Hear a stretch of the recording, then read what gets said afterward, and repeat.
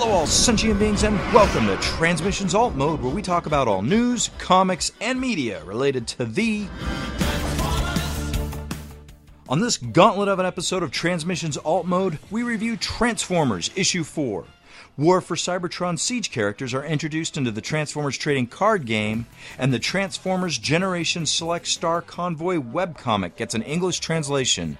Today is Friday, May 3rd, 2019, and this is episode 127 of Transmissions Alt Mode.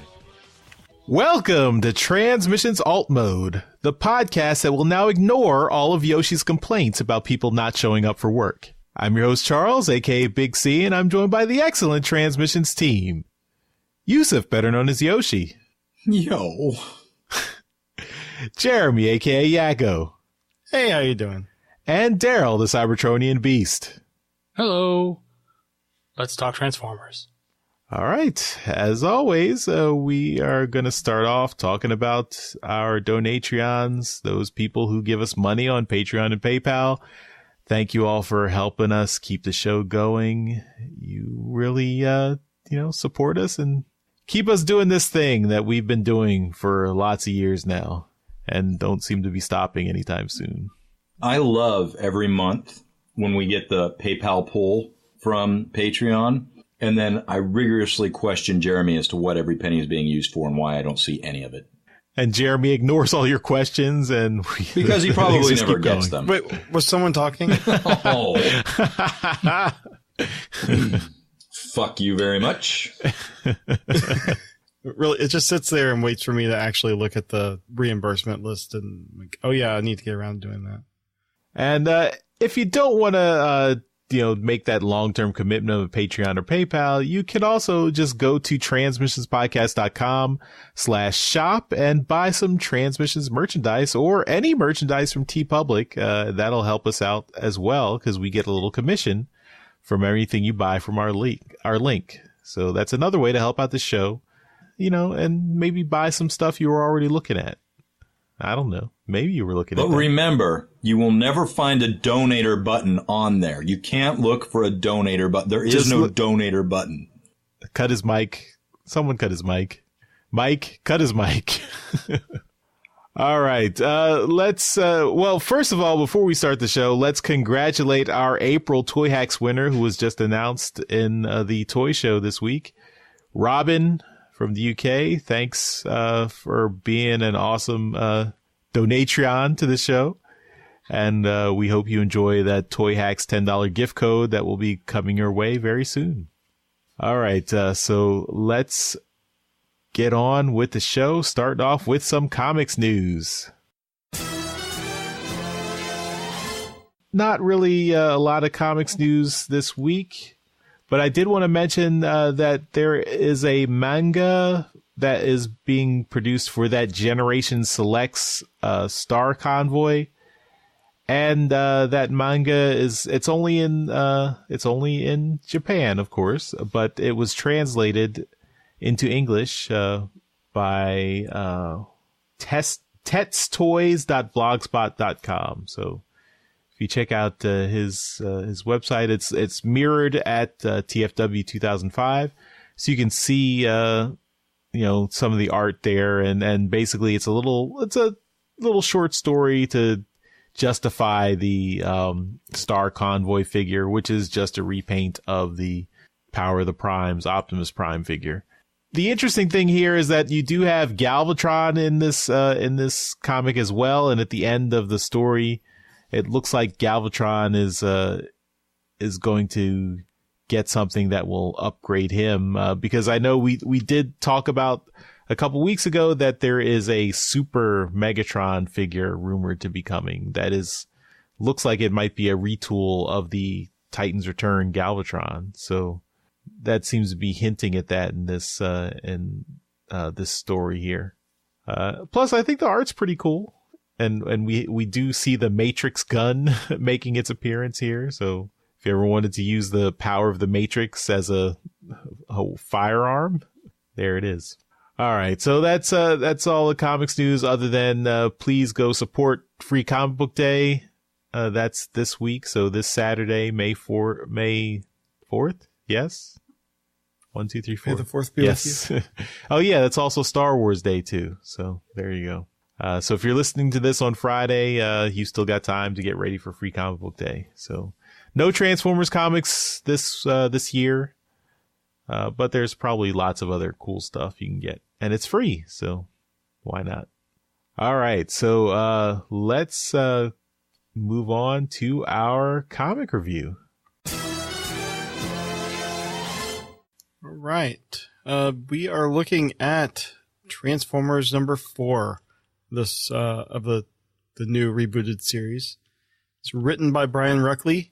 Art is by Sarah Petra de Roche, Angel Hernandez, and Andrew Griffith. Colors by Joanna LaFuente and Josh Burcham. Letters by Tom B. Long. And editors are David Marriott and Tom Waltz. So lots of familiar names on here. All right, in covers this week, cover A has Orion walking towards something with lots of characters in the background. I'm assuming this is to the new Forged bot that we're going to be introduced to. And this is done by Sarah Petra de Roche. Cover B has Prowl examining something while Bumblebee is looking extremely surprised. And this is by Umi Miao. I'm sorry, I'm not sure how to pronounce the last name here. The retailer incentive is another one of these travel poster images. This is Welcome to Iacon and has Rebel looking out on, I guess, scenes of Iacon. And this is by Jeffrey Vreg.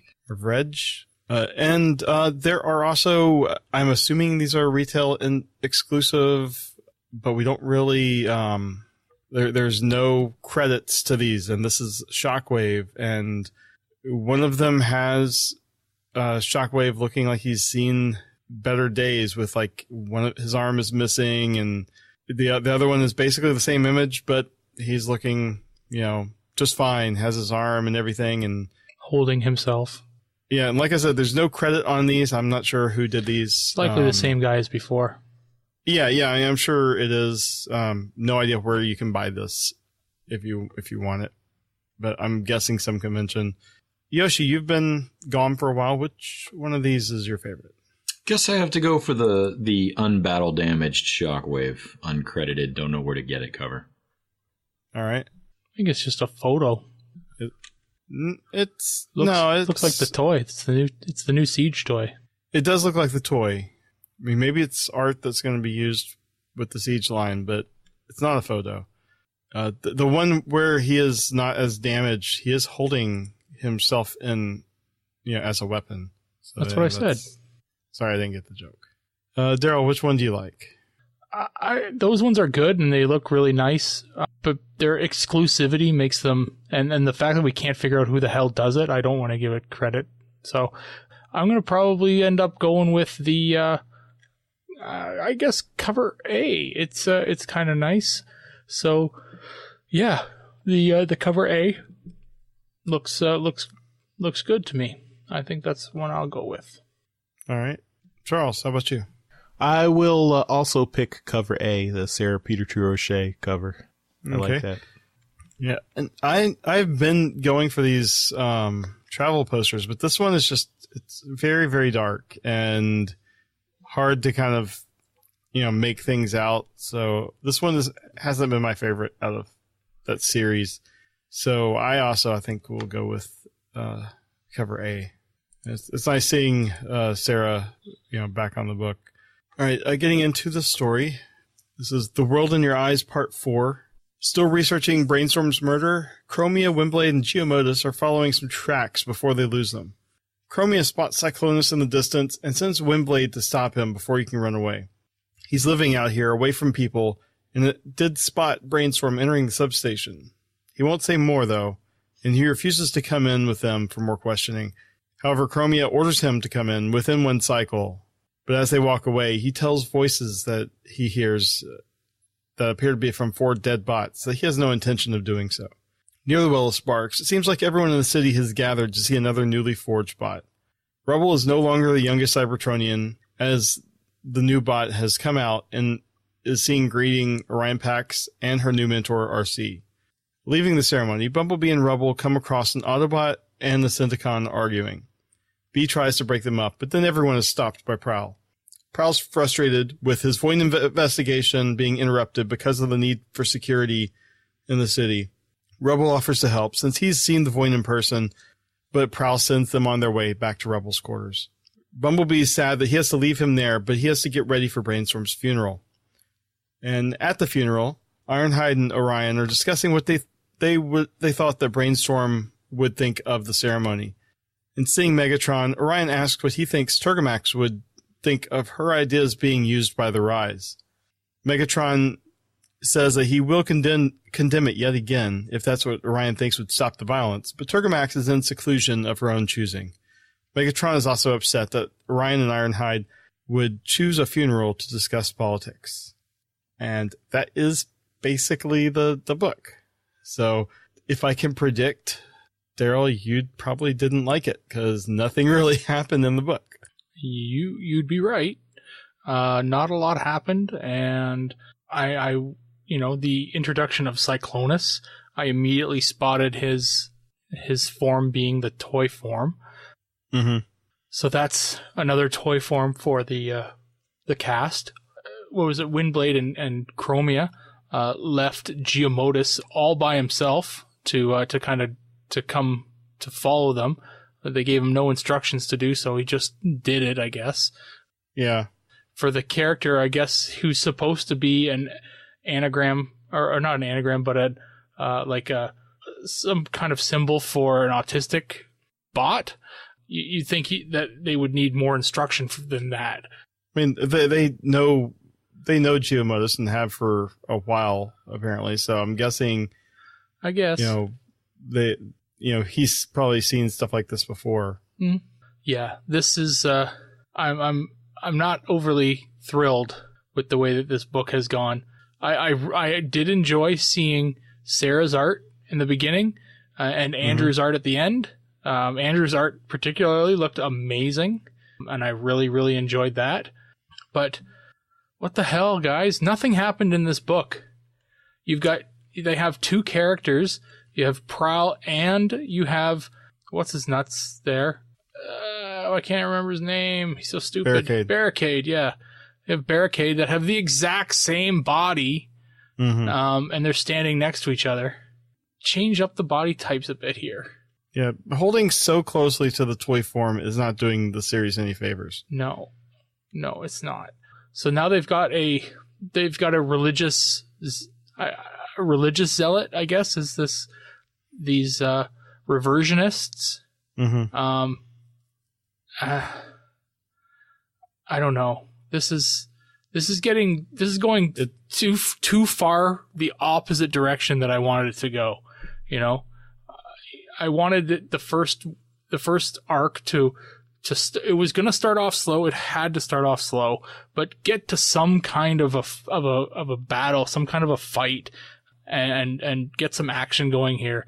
But now they're introducing religion into the universe, and they still haven't gotten any kind of fighting, and there doesn't look to be anything going on. Like there's no tease that any action is going to happen. This is a serious bore. This book there's nothing happening. I don't know. This is the art. Like I said, Andrew's art is great. That's all I can take from it right now. I mean, Sarah's was great. Andrew's was great. That's it. Yeah. I can see and agree with a lot of your points. It's going really slow. And while I am enjoying a lot of the little bits and pieces we're getting here and there, by issue 4, you need to have some action. And this is clearly being written for the trade, unless we don't see something in issues 5 and 6. And in which case there's going to be trouble. But Yoshi, I think, at TFCon, you talked with Brendan Easton and he said he knew where this was going and that we should hold on because it's going to get good. He did say that. What are your thoughts, so far? Because you basically read 1 through 4 all at once. Yeah, I read 1 with you guys, and then today I went through 2, 3, and 4. If memory serves, Charles, I have counted in these 4 issues a total of 8 transformations. And as far as Daryl's concerned for the action, what is it? 4 of those transformations happened in this issue. Mm-hmm. So there's that. Daryl vocalized my internal feelings. I thought, why are you addressing that to me? I didn't write the book. Address what to you? You said Charles. Oh, you just have a fucking memory. I just assumed you like something. Well, between issues 18 and 32, there were 75 transformations. I just was playing off that. That's all. Oh, okay. I think there is a sect of people who love politics and religion, and they probably are enjoying this book. That's an interesting direction to push a new story in, I think. I guess by interesting, I mean not good, because those are boring to me. What can I say? I truly wonder, is this the only script submission IDW got for a reboot of Transformers, that they went with this particular idea over anything else? I don't think, I mean, I'm pretty sure they got other submissions. I hope so, because if this was the best one in the bunch, I'd hate to see the ones that didn't get picked. So yeah, the art in this issue is ridiculously better than the previous 3 issues. I don't know why they didn't lead with better artists to begin with. You know, for somebody who hates the story so far, thinks that for 4 issues, where I agree with you, Daryl, nothing's happened, that $4 per issue is robbery. This is real interesting to see how the newly forged bot is. We're not seeing it, but he's being reminded, like, this is not how this should have gone. You know, we should be exposing you to all of this stuff systematically. Unfortunately, you walked right into a death scene. There's a hair of interest there. I would like to focus more on that. That's interesting to me. I don't know if I can be more cohesive than that. It's not a good story. The art hasn't been good until this issue. And I'm hitting this like a reboot. Like I'm trying to find something in it to keep me pulling on. Like, it seems like everybody is a target in this story, including the newly forged bot. I can't remember his name. Rubble is a target. And they're even, you know, they're keeping an eye on him too. Well, I mean, it's also a murder mystery in addition to the whole political thing, and it's trying to be a lot of things. And it is. You probably can have all of these elements in a Transformers universe. I don't think you can have them all in one storyline. And by one storyline, I mean issue 1 through 6. I think that's too much. You got a franchise that came to popularity because it was 2 toys in one, and it's hardly happening. You're hardly seeing that. They seem to be doing a lot of stuff to separate themselves from the previous universe, which is fine, but I think at least the 4 of us went into it knowing it was a new universe, so we don't need to be beaten over the head with it, but they feel to be doing that. Well, they seem to be doing that. Hopefully it picks up. We'll see. Charles, who do you think those 4 kind of dead bots that Cyclonus were talking to are? Because I didn't really recognize them. I'm going to chime in one real quick. That was the most interesting part of the entire book for me. Mm-hmm. Okay. Yeah, I didn't recognize those bots, but I mean, if I were to guess, they would be like maybe I mean, from the dialogue, it seemed like Cyclonus is a very old warrior, and he's maybe like from previous conflicts, he's kind of sworn off any contact with other people because of all the conflict he's seen, and probably those are ghosts of people he served with, or maybe even people he killed. I don't know. But yeah, that interesting that he's somehow, it's either a delusion that he's hallucinating them, or those are real ghosts that are haunting him for some reason. So, yeah, I don't know. But yeah, I mean, largely I agree with what you guys are saying. I mean, after 4 issues, you need to have something happening. And I mean, I do like the lore stuff. I like world building. I like building up building up the environment, making it feel like it's a lived in universe, making it feel like there are, interesting threads going on, but you need to have a main thread. We've got lots of interesting sub threads here, but there's no main plot thread. There's no main through line.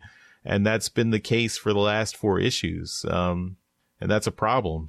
That is a fantastic way of putting that, sir. I think it's like a lot of the problems, I mean, I'm kind of stepping into a landmine here, but a lot of problems people have with The Last Jedi are just there was so much stuff going on, and Rian Johnson was trying to pack so much into that movie that it was just too much, too fast. The important parts never got the development they needed. And on some level, you can say the same thing is happening here, where we're trying to do a reboot, get all of this establishment of the current status quo in murder mystery, political intrigue, and now you're also introducing, additional characters with their own issues, and just where are we as a reader supposed to focus on? Yeah. For this issue, though, as you guys are saying, I mean, I like Sarah Peter Durocher's art. I like Andrew Griffith's art. So having them bookend the beginning and end of this issue is great. Angel Hernandez's art was better in the middle section in this issue too. I mean, he got to draw a lot more bots in this issue, and I thought he did a better job, and he's continuing to improve. So I think I see that as good, that he seems to be getting more comfortable with and improving his art style. I need something. Either I need it to be focused, like focus in on the murder mystery, or focus in on the Acenticon conflict, and tell me and give me some meat there. Like, we had plot threads from last issue where Bumblebee went to talk to the Senate, and that happened off panel. We didn't get to see the resolution of that in this issue. Mm-hmm. We had Orion Pax talking to some random bot who was welded into the planet at the end of last issue, and that's not picked up on here either. Yeah. Well, Rebel asked Bumblebee about the secret meeting or whatever, and he's like, "Oh, don't worry about that. It's no big deal." Yeah, exactly. So, did it mean nothing, or is it coming back later? So yeah, I mean, I don't. My original, from what I understood originally, that the World in Your Eyes was supposed to be a 5-part arc.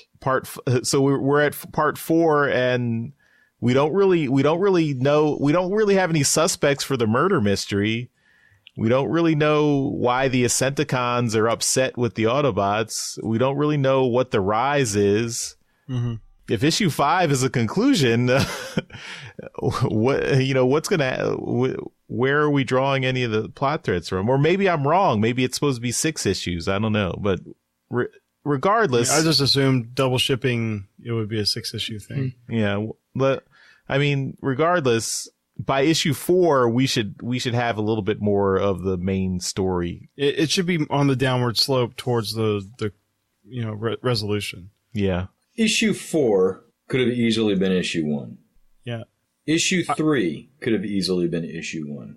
I want to know what happened behind the scenes. Like, I honest to God, I mean, if this is the best script that they fucking got, why did they even go through with this? Did they legitimately think this was good, or were they like, we're fucking paying for this property, we got to put something out? Like, I wonder how they got to here. I mean, okay, so I don't want to psychoanalyze people. I think IDW, the people who are working on the comic, I mean, we don't like it, but I don't think there are people at IDW saying, well, this is not good, but let's just put it out. I mean, I don't think anyone they're goes also into looking so far ahead. They're like, we see the whole picture. Yeah. Can you say that, though? I mean, how many people have gotten shit canned at IDW recently? I mean, can you really say that? Well, that's the executives. None of the actual people writing on the working on the comics have gotten fired. Well, no, I mean, I don't fault the writer. I don't. I have no doubt that every writer that submits a story is putting out their best work. I have no doubt that every artist is putting out their best work.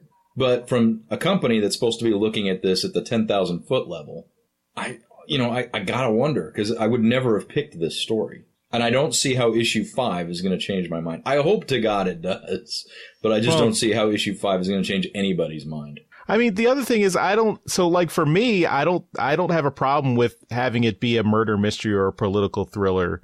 And, me either. And having that be the central, like having that lead into the run up to the war. I mean, that's what essentially what we're looking at is, things destabilizing and leading into a civil war. Yeah, so the first sparks. Yeah. So I'm happy to see where those come from. But if you're selling it as this murder mystery is kind of the central plot line that's going to lead to the war, show me why that is. I mean, so far, all I see is like the murder mystery is just one plot where it's one, that's one issue with a bunch of 10 other issues going on, but nothing is really, as a reader, nothing is really saying this is the main thing I should be focusing on, or this is what is the main conflict in the story. And that's the problem. If and maybe this also comes from, Brian Ruckley he's primarily a novelist.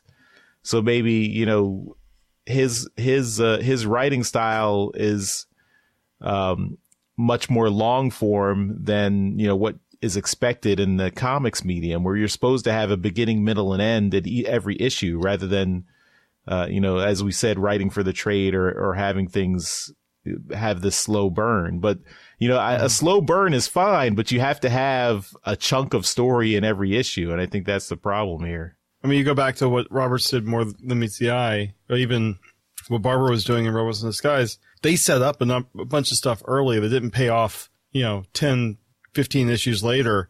But each issue itself, had its own, major story that you were following. Mm-hmm.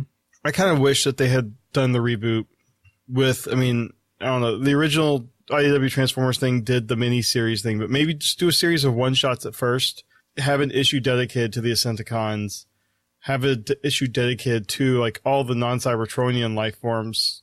It just set up the world first and then get into a story. And that way you don't have to cram all that stuff into, the main series. I just think they're trying to do way too much in the one series. I just think every issue should have take it back to basics. Just have a 3-act structure in every issue, like have a beginning, middle, and end in every issue. And then once you have that down, then with whatever space you have available, seed in your other plot elements, seed in your world building, seed in your, your other character and story beats. But you have to Transformium, seed in Transformium. No Transformium. You don't need that at all. But you have to have that 3-act structure, that beginning, middle, and end in every issue.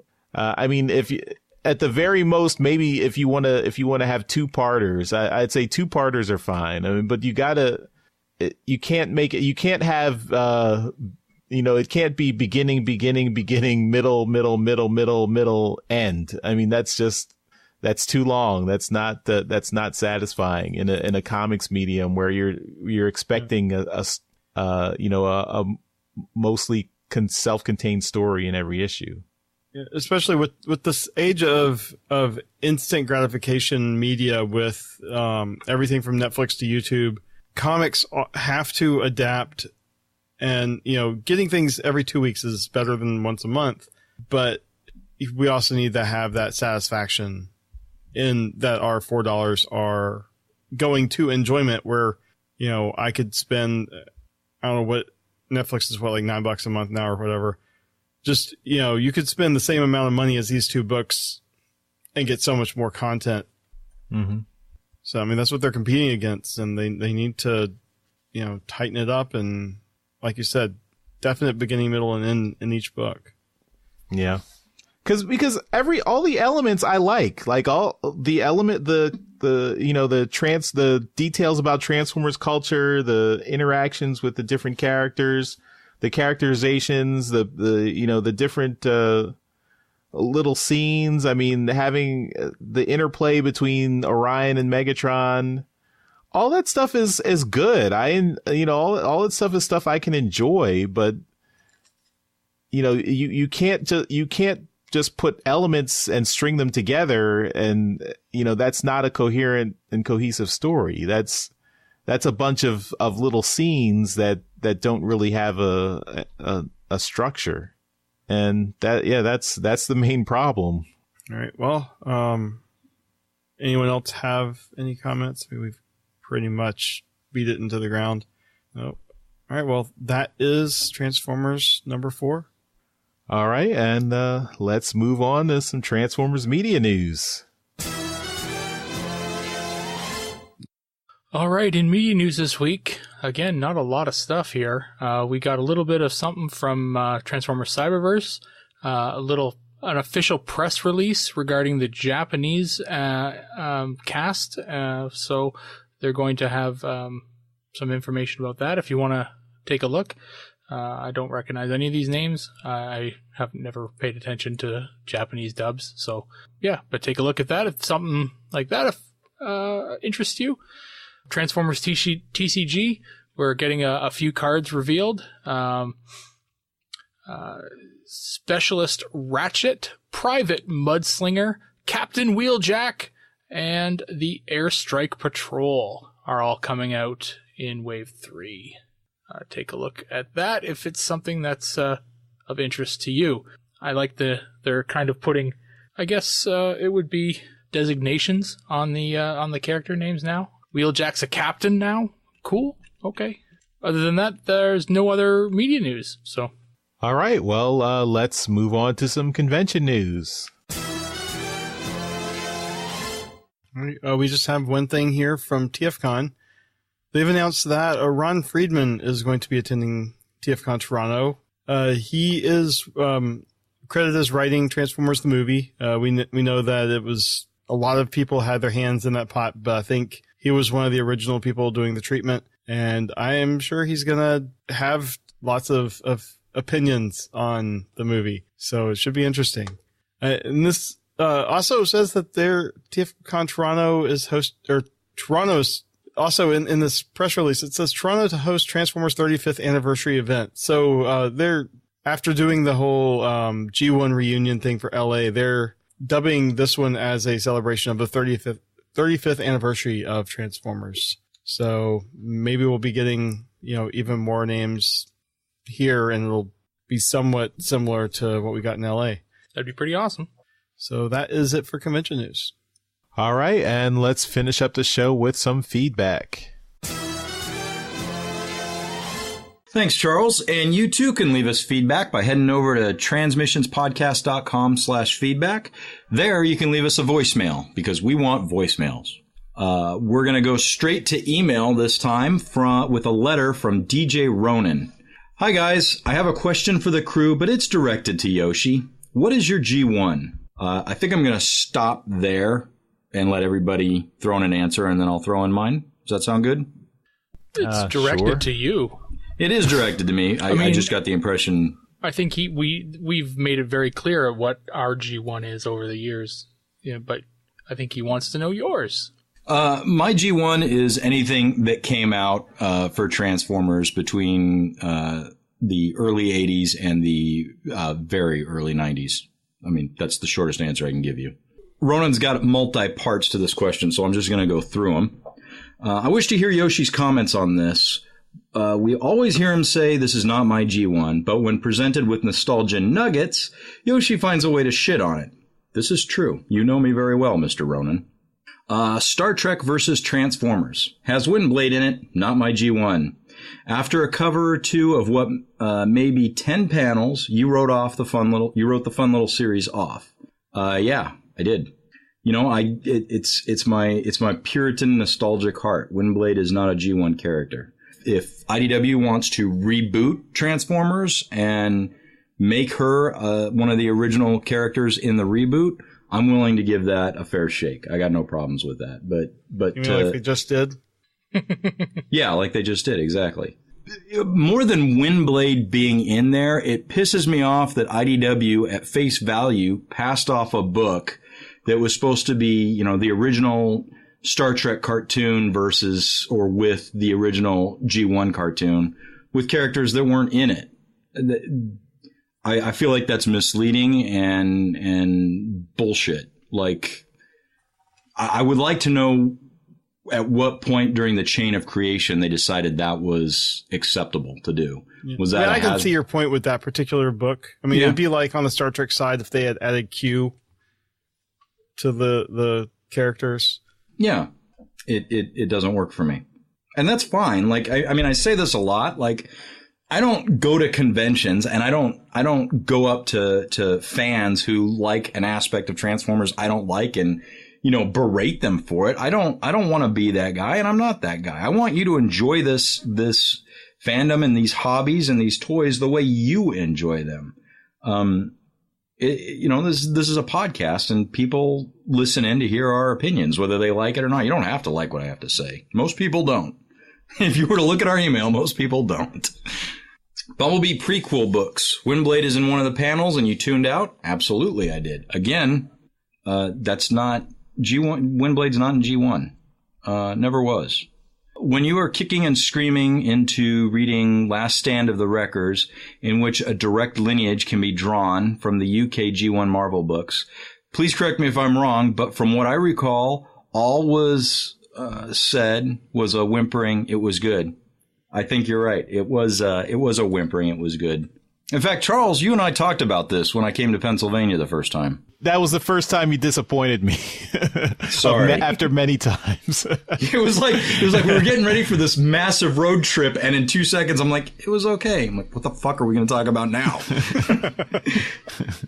Yeah, it was good, but you're talking to somebody who was fairly new at the time to the IDW universe and was still wrapping his head around it as slowly as I do that kind of thing.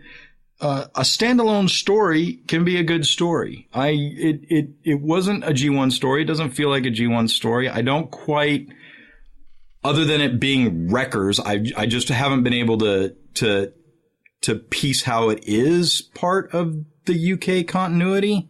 I don't have that kind of time, I guess. If somebody wants to sit me down and explain that, fine. But as a standalone story, it was good.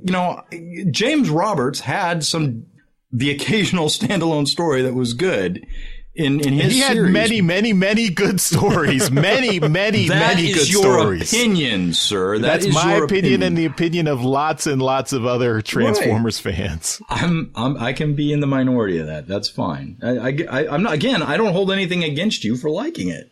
I should, but I don't. Wow. Anyway, going on. Coming from a world of two G1s, the original 80s cartoon and toys, my second G1 is Beast Wars. That show reminded me of my original enjoyment of the product from the 80s. That's cool. You know what? I'll be honest with you. I haven't given Beast Wars a fair shake. You could argue I haven't given it a shake. Yes. If you were on the show last week, you would have been forced to. Okay. He goes on to say, I'm sorry to say, but G1 is gone, and there is no distant voice saying Duke is going to be okay. I could say more about that, but I can't right now. I'll have to address that later.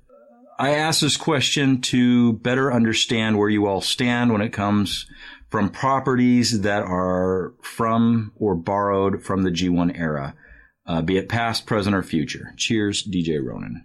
IDW or whoever can do a reboot comic, they can do a reboot cartoon, and I can sit down and give that a fair shake and accept that is an adventure, a story, a world outside the one I'm used to. I am able to divorce myself and go in and like that.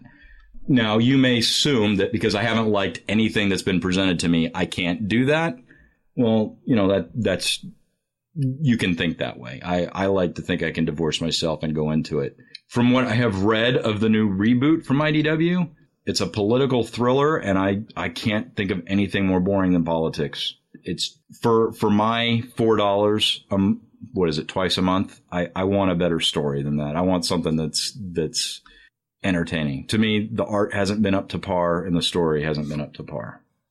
And I don't think any of my answers will make you happy, DJ Ronan. Just know that I'm expressing my opinion, and I by no means am trying to get the world to say screw you to anything else Transformers that's ever come out. Love the property the way you love it. Don't let people like me bother you. I think that's all I have to say for that. Okay, well. Yeah. I guess he wants us all to chime in now, too. So who do you want to start? Go for it, Charles. For me, G1 was the cartoons, the comics, and the toys. The comics, the toys and the cartoon were the first things that imprinted on me. Of course, the cartoon I watched every afternoon after school. when the cartoon was canceled, I was still desperate for Transformers stuff. So the comic was still going. So I really latched onto the comic. I went and collected all the issues, all the back issues, and continued reading that comic until it was canceled in the early 90s. So that was, and then later on I found discovered the UK comics and imported those from, in the early days of eBay, found UK Transformers fans who had back issues and were able to send me a bunch. So all that stuff was stuff I had a love for. I think for me, I have always been happy to see Transformers be reinvented. Like G1 has always been my first love, but I also see like the seeds of something where you could build bigger and more epic stories on top of the foundation that G1 had. And that's what I see from the IDW comics. That's why I really enjoyed the whole IDW universe. And in particular, James Roberts and John Barber's runs on the comics. I felt like those were fans of the 80s comics, but who were also really good writers and were able to take all those seeds and turn them into, new and exciting stories. And that's what I really enjoyed about it.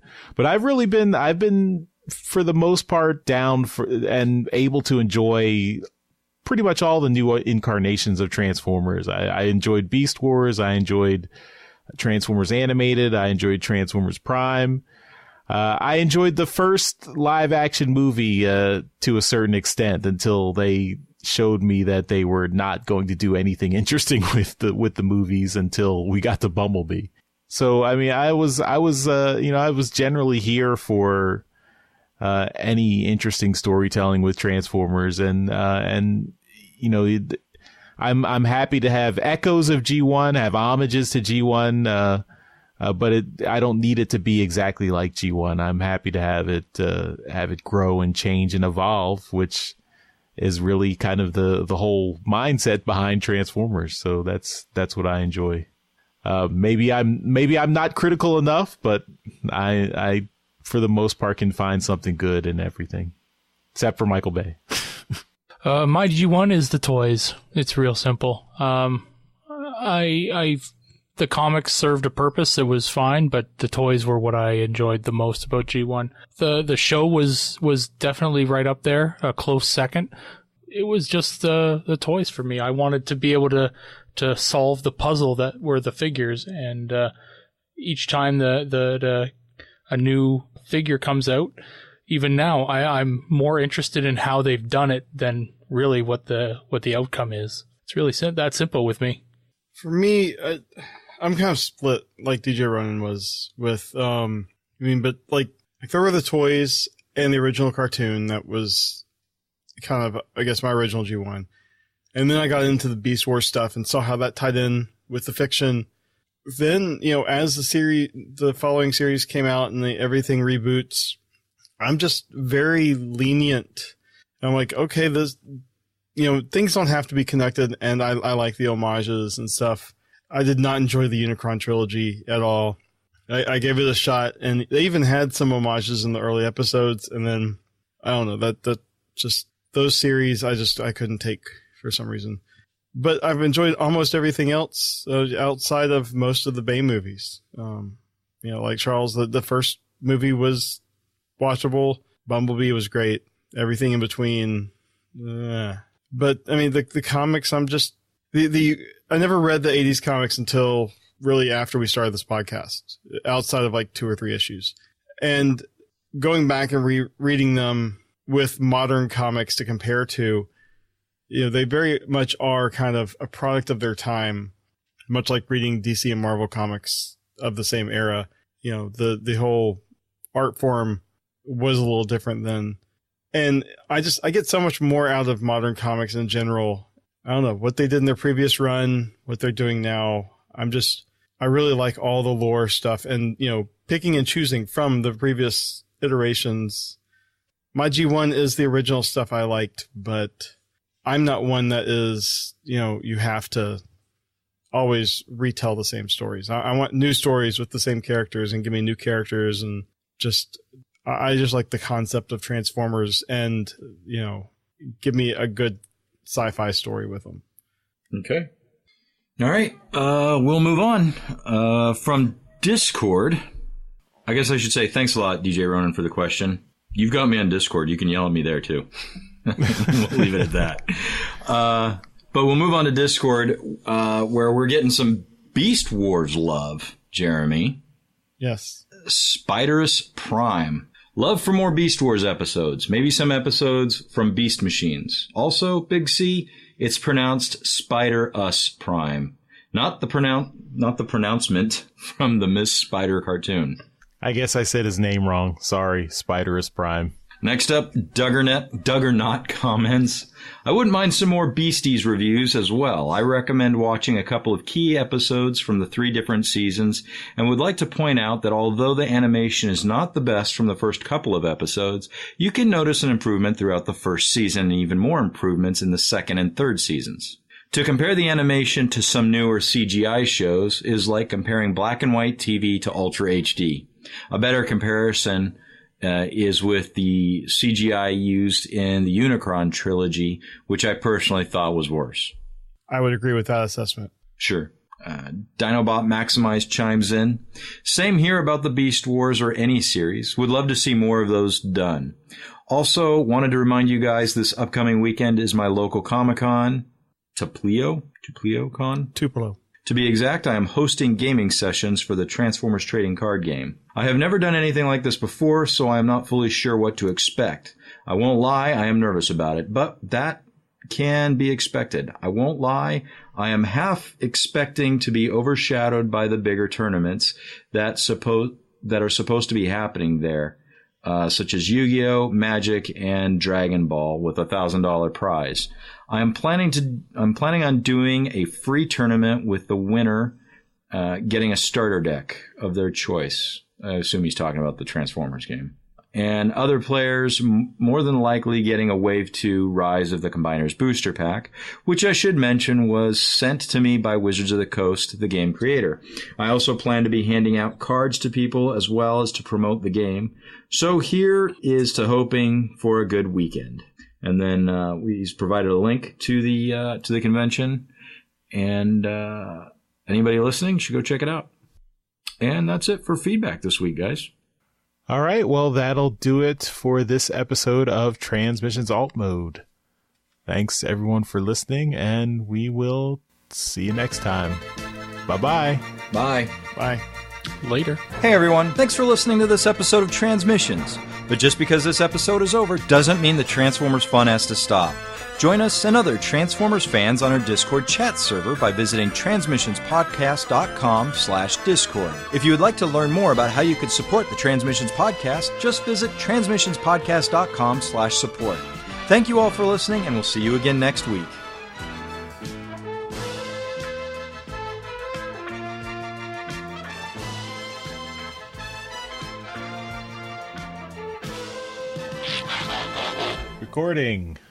Recording. Yay. Testing.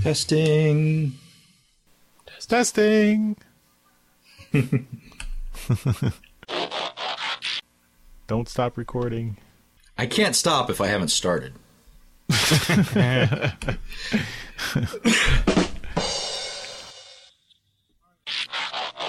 Mike, feel free to take care of that.